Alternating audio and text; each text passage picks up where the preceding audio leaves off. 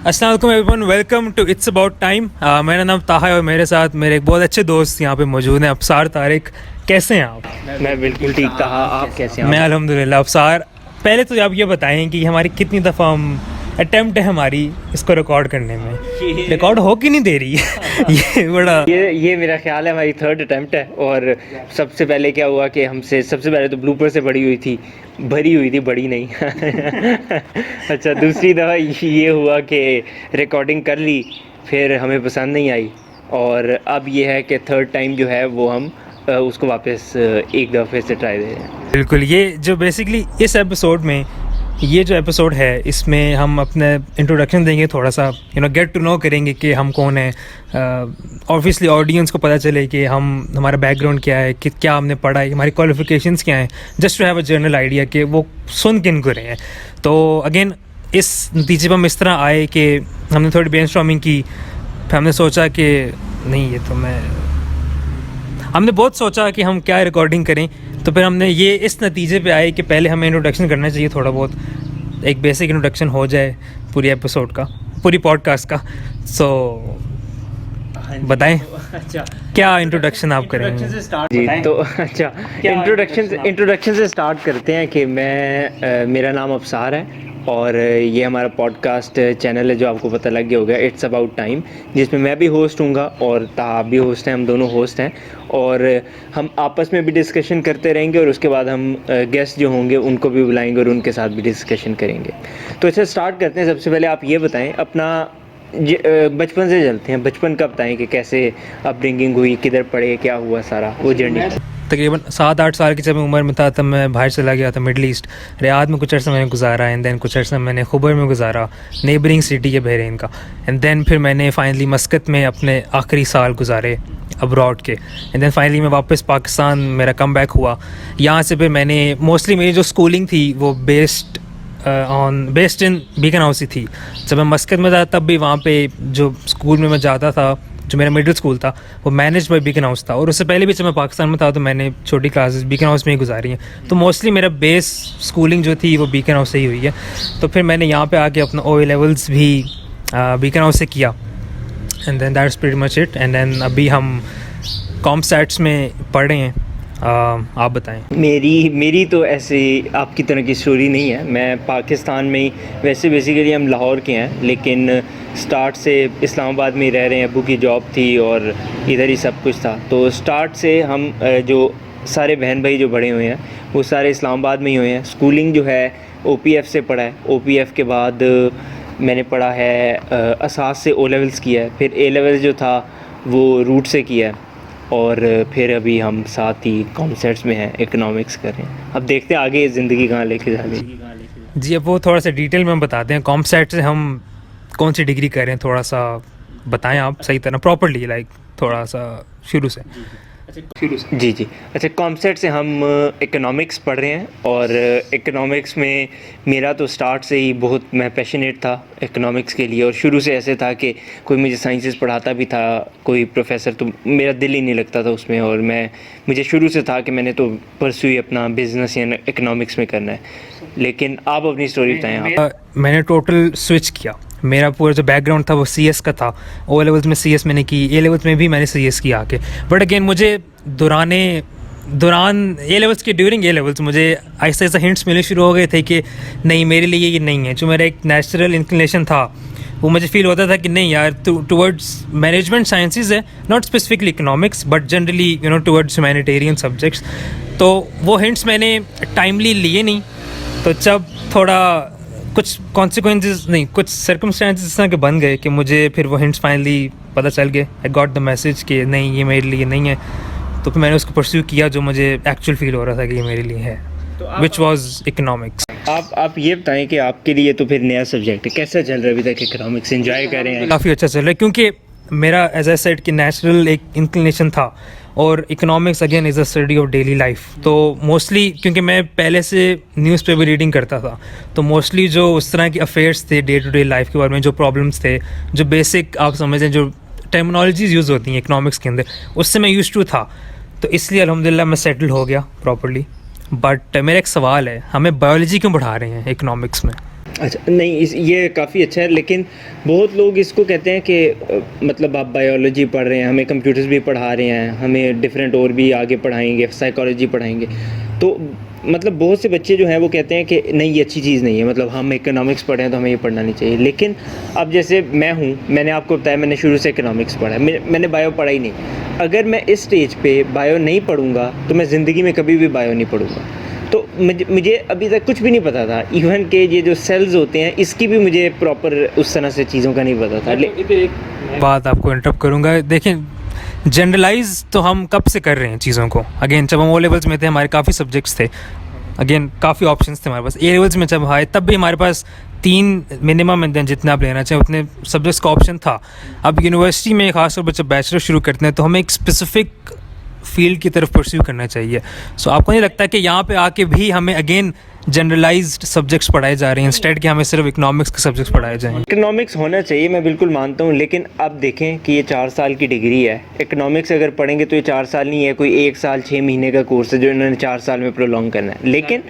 लेकिन इसके अलावा भी बायोलॉजी की जहाँ तक बात है तो वो इम्पॉर्टेंट है, क्योंकि देखें वो क्या है आपकी ज़िंदगी के बारे में बताता है, ठीक है, कि किस तरह से लाइफ को आपने लेके चलना है और अपना फिज़िकली और मतलब किस तरह से आपने अपनी बॉडी को अपने साथ रखना है। तो उस अगर हम अभी इसको नहीं पढ़ेंगे तो जैसे मैंने पहले कहा है कि हम कभी भी नहीं पढ़ेंगे।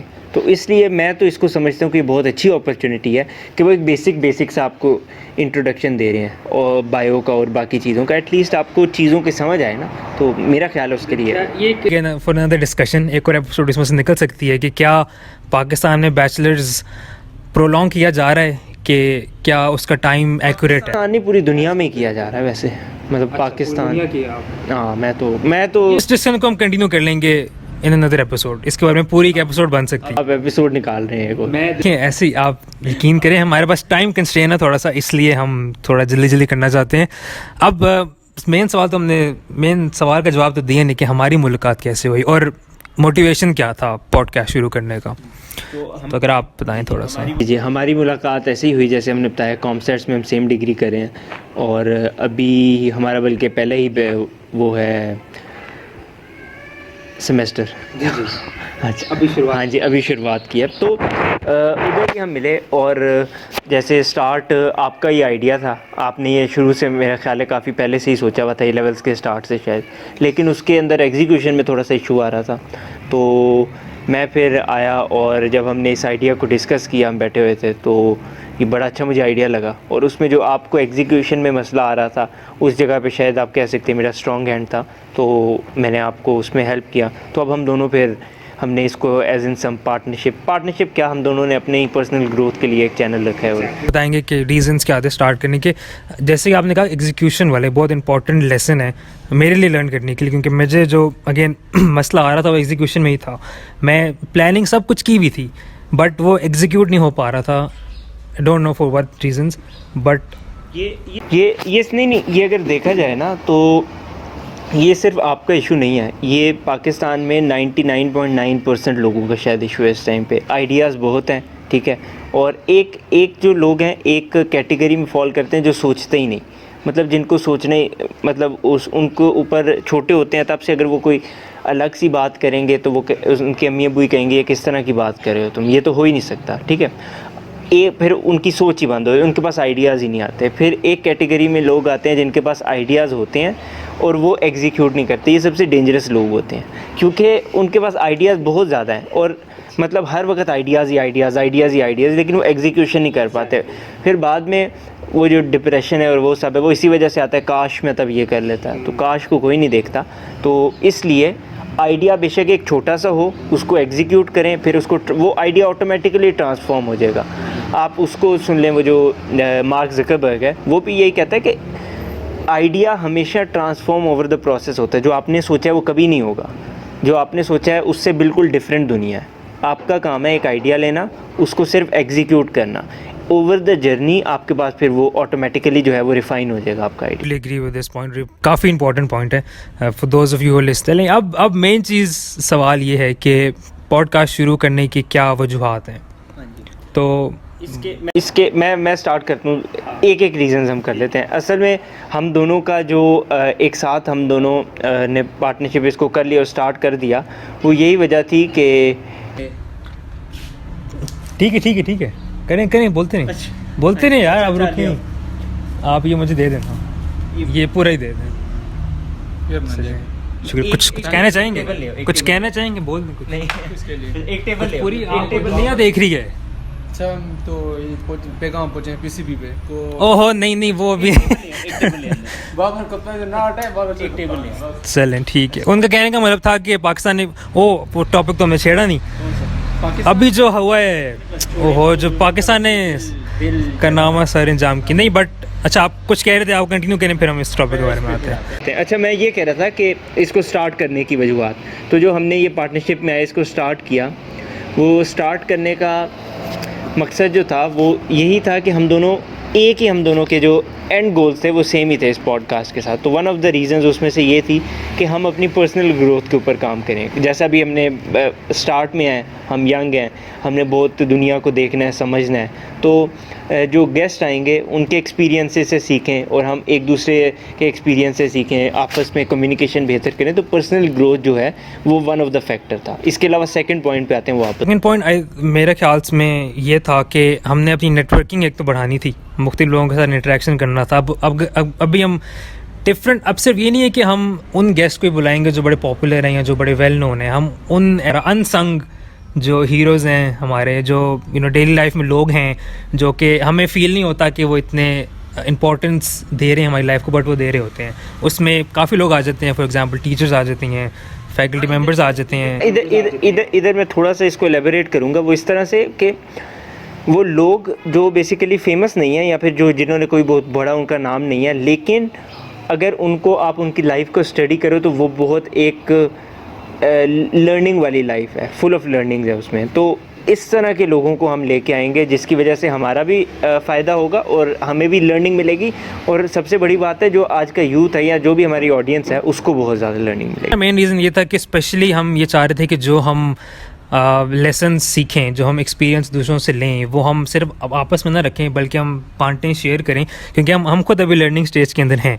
तो हम ऐसी चीज़ें काफ़ी सीखेंगे जो कि हमें तो फ़ायदेमंद होंगी, बट अगेन जो देखने वाले ऑडियंस है उनको भी फ़ायदेमंद होना ज़रूरी है उसके लिए। So I think that's pretty much it. ये कपल ऑफ रीजंस थे हमारे स्टार्ट करने के। इसके अलावा कुछ आपने ऐड करना है? नहीं, इसके अलावा कुछ भी नहीं। आगे हमारा इंशाल्लाह एपिसोड्स आते रहेंगे और हम ट्राई करेंगे गेस्ट के साथ भी कम्युनिकेशन करें और आपस में भी कम्युनिकेशन करें, और हर बंदे के लिए इसको फ़ायदेमंद बनाएं, वैल्यूएबल बनाएं, और इंशाल्लाह इसको बेहतर करेंगे। अच्छा, हम क्रिकेट का थोड़ा सा कर रहे थे, फिर हम एंड करते हैं इसको। आप बताएं कि पाकिस्तान ने जो आप अफसोस ना करें ज़्यादा, कोई बात नहीं, हर पाकिस्तानी का ये अभी दिल टूटा हुआ इसी वजह से। बस मैं ये कहना चाहूँगा कि पाकिस्तान ने कोशिश की लेकिन इतनी कोशिश नहीं की। पाकिस्तान काफ़ी अच्छी और कोशिश कर सकता था। मुझे ये लगता है कि पाकिस्तान प्रिपेयर्ड ही नहीं था वर्ल्ड कप के लिए। इट्स जस्ट मतलब मेरा ओपिनियन है, कोई ऐसा नहीं है, जजमेंट नहीं मैं दे रहा, बट एक ओपिनियन दे रहा हूँ कि पाकिस्तान प्रिपेयर्ड ही नहीं था। क्योंकि जब जितने मैंने मैचेस देखे हैं सब टीम्स के, मैंने पूरा फॉलोअप किया है वर्ल्ड कप को, तो बाकी जो टीम्स थी, खासतौर पर अफ़गानिस्तान जैसी जो टीम थी, वो मेंटली और उसके साथ साथ उनकी बॉडी लैंग्वेज से फील हो रहा था कि हाँ ये जीतने आए हैं यहाँ पे। और अगर आप अगर आप मैचेस भी देख लें तो अगर अफ़गानिस्तान एक मैच जीतता था, अगर एक मैच हारता था तो अगला कम बैक करके स्ट्रांगली जीतता था। तो this is something which Pakistan was lacking, और मुझे लगता है पाकिस्तान के अंदर लैक ऑफ मोटिवेशन काफ़ी रही है। और इसके अंदर मेरा ख्याल है पाकिस्तान के, अगर आप प्लेयर्स की बात करें या फिर उनकी परफॉर्मेंसेस की बात करें, तो वो टॉप पे इस टाइम अभी भी मेरा ख्याल है Shaheen Afridi with in world cup top में था। उसके बाद बाबर आजम बड़ा अरसा एक टॉप में रहा है, नंबर 1 टॉप बैट्समैन है। तो फ़र्क या फिर उधर लोगों उनकी आपस की परफॉर्मेंस कहीं उसका नहीं था।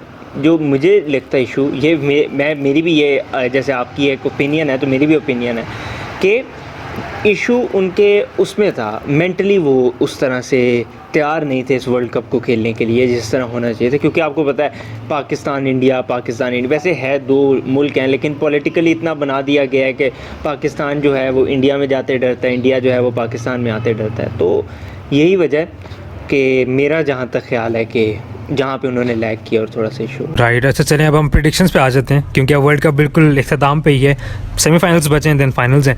तो मुझे आप अपनी प्रिडिक्शन दें, क्योंकि जो हमने पिछली एपिसोड रिकॉर्ड की थी जो कि अभी प्राइवेट हुई हुई है, तो उसमें आपने बड़ा स्ट्रांगली कहा था कि जी पाकिस्तान तो वर्ल्ड कप लेके ही जाएगा, और जो इसमें आपने कहा था ट्रॉफ़ी लेके आएगा, ट्रॉफ़ी ले आया, ट्रॉफ़ी नहीं लाया। वो मेरी वाली बात ही हो गई है। तो अब प्रिडिक्शंस पहले मैं बताता हूँ शुरू से। मुझे आपने पहले मुझसे पूछा, अब मुझे पहले करने थे, फिर आपने कहना है कि कॉपी कर लिया मुझे।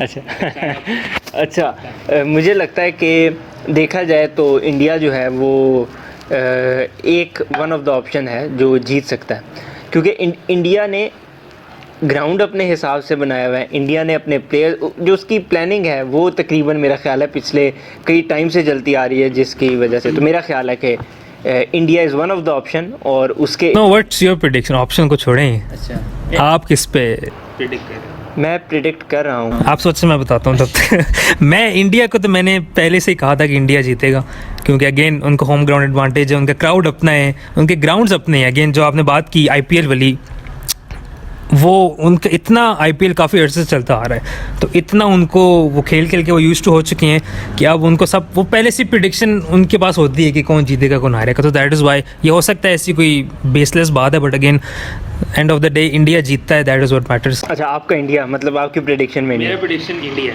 है। मेरा ख्याल है कि इंडिया एंड ऑस्ट्रेलिया समवेयर, इन दोनों में से कोई एक हो सकता है कि राइट। चलें ठीक है, ये तो आई थिंक हम रैप अप करते हैं, क्योंकि हमारे पास काफ़ी टेक्निकल प्रॉब्लम्स हैं।